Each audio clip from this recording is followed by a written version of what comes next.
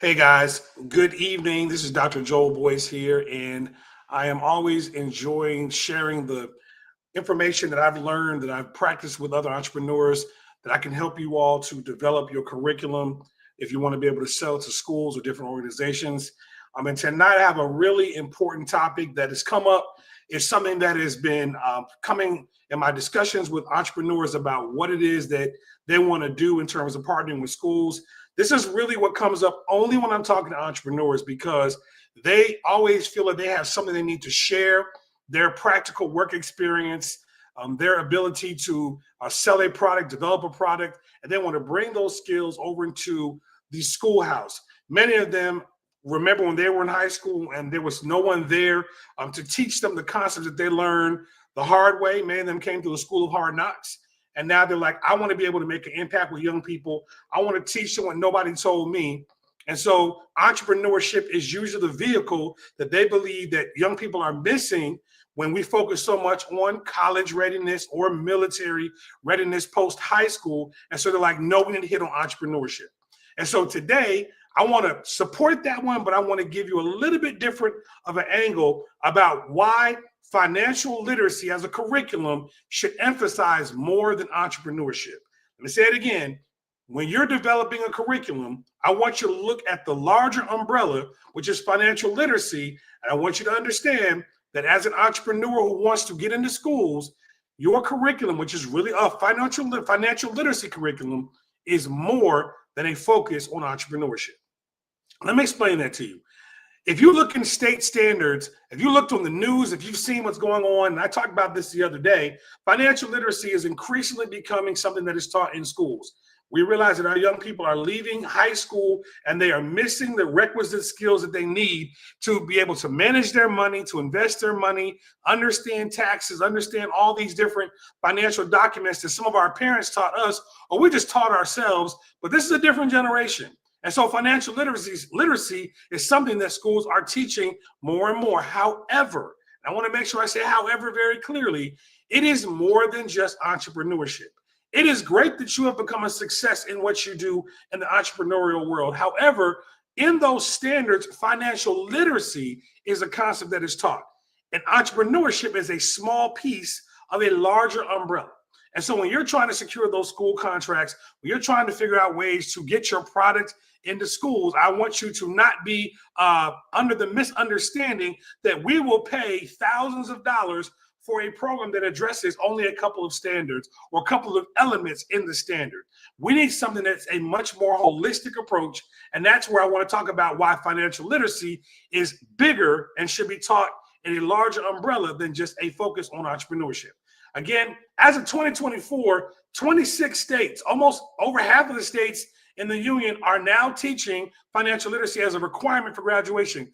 That means that they actually have to take a course in high school before they can actually walk across the stage. In my state, I live in Georgia. We actually have, it's a 9-week part of an 18-week course. It's specifically called, it's about financial literacy. They have current issues and they have something called personal finance, where they learn financial literacy. Georgia has some of the most comprehensive standards of any state that I've seen. They really go into great detail about what young people need to learn to prepare them to be successful in life. And so when you're talking about, I'm an entrepreneur, when I look to even Georgia's standards, while it's implied, while entrepreneurship is implied, the word entrepreneurship never even shows up in the standards. Yes, we're going to teach entrepreneurial skills. Yes, learning how to manage money, how to be able to understand taxes, insurance, all these different kind of things will help you run a business. But it actually is not, the word entrepreneurship is not even in the standards. It is just something that is taught and is understood to be a part of learning how to manage money as you are in your post-secondary life. So I want to put that out there. Also, if you're thinking about financial literacy, it is something that is in the state of, I looked at New York, for example. I think New York had 10 standards, 10 major standards that were under financial literacy, and entrepreneurship was just one of them. So imagine if you spent all this time making a 9-week, an 18-week curriculum that only addresses 1 or 10% of the standards. It's unlikely that schools are going to want to spend money with you because you have missed out on so much more than what they have to teach those young people. So let's look at what is actually going to be there. And I want to remind you, I'm going to ask you to be cautious. Please don't think about, I do this for a living. Yes, you've got practical work experience. However, it has to align with what our standards say we must teach. I want you to think bigger than what you do and think about, you're asking them to spend their money with you. So I want you to be wise in what you're creating, what you're developing, and think bigger than your area of expertise. That's a localized approach. I want you to think on a more global scale. Also, when we look at the major financial literacy concepts, this is just in Georgia, but many states have the same standards. Just look at what's here. Credit scores and creditworthiness. That's a big one. All right. Yes, you need that to be an entrepreneur. You need to get a bank loan. You need to be able to have credit, all those kinds of things. That's part of it, but that's a bigger piece than just under the umbrella of entrepreneurship. That's in your personal life as well. Savings and types of income. That's going to be something that's there. Learning how to use a debit versus a credit card. That's in the standards for personal finance. They learn about different types of banking institutions. They even learn in Georgia, for example, they learn about payday loans. They learn about predatory lending. They learn about all those different kind of things that you would see that maybe your parents never taught you, but it's not just about opening a bank account. It's more than that. They talk about interest rates and investments. That's important. But that's not, again, that's bigger than entrepreneurship, but it impacts entrepreneurship. They talk about identity theft and consumer protections. They're going to learn about the credit bureaus. They're going to learn about FICO scores. They're going to learn about all the different ways that people try to steal your identity. And that's part of the standards under personal finance. Taxes and governmental programs, budgeting, loans, and debt. In the state of Georgia, like I mentioned, the word entrepreneurship may not be there, but they do talk about businesses, operating and running businesses. And that is, of course, implied as you connect to entrepreneurship. But it is, again, a small thing that's under the larger umbrella of personal finance.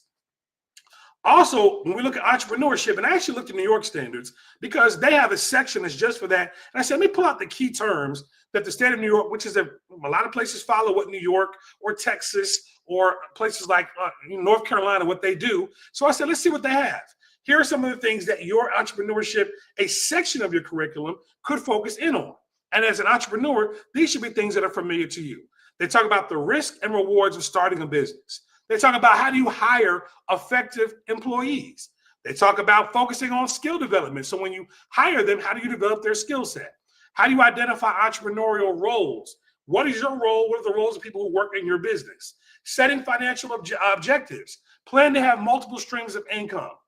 Developing a business plan. That's probably one of the biggest ones that your curriculum, if you have entrepreneurial focus, is going to have in there. What is your business plan to grow from a 1 year, 5 year, 10-year approach? Risk and a market analysis. What I like about this one is they talk about when you're conducting a risk or a market analysis, what do you do when you realize that the product or the business that you're trying to design is actually not feasible for the marketplace? It's not going to generate income. It's an idea that's not going to make you the money that you're looking for. That could be covered under your entrepreneurship, but it's under the larger umbrella of personal finance. Lastly, they talk about determining sales and marketing strategies and determining the feasibility of an idea. So once I've created something in my head and I've mapped it out, is it actually something I want to do, or is this something that could be better served as an idea that's not something that I'm going to spend my hard-earned time and my money on?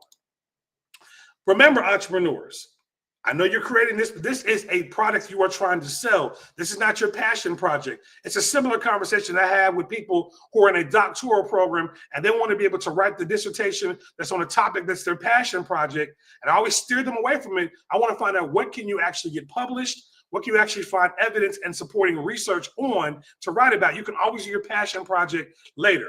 Entrepreneurs, when you're creating a curriculum, you've got to be able to sell this. Remember, we have standards we must teach under financial literacy.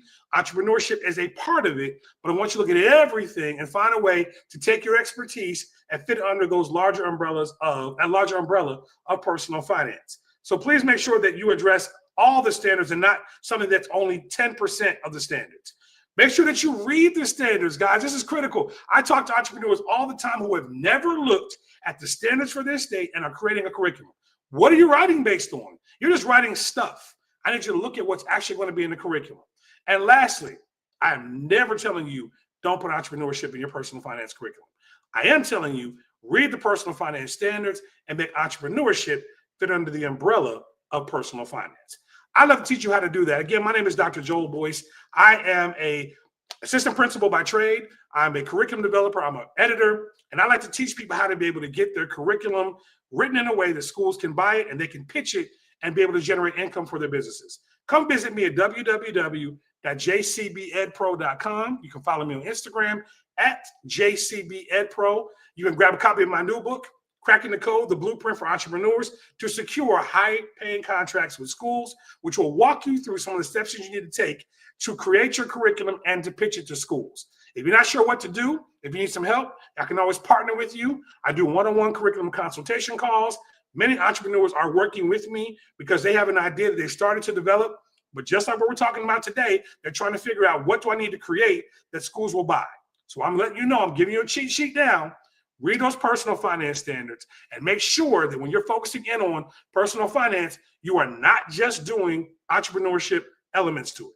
It needs to fit under the larger umbrella of personal finance. Add your expertise in for entrepreneurship, and let's make sure we create a product that schools will buy that meets the standards that are outlined by the state and that will help make an impact with young people.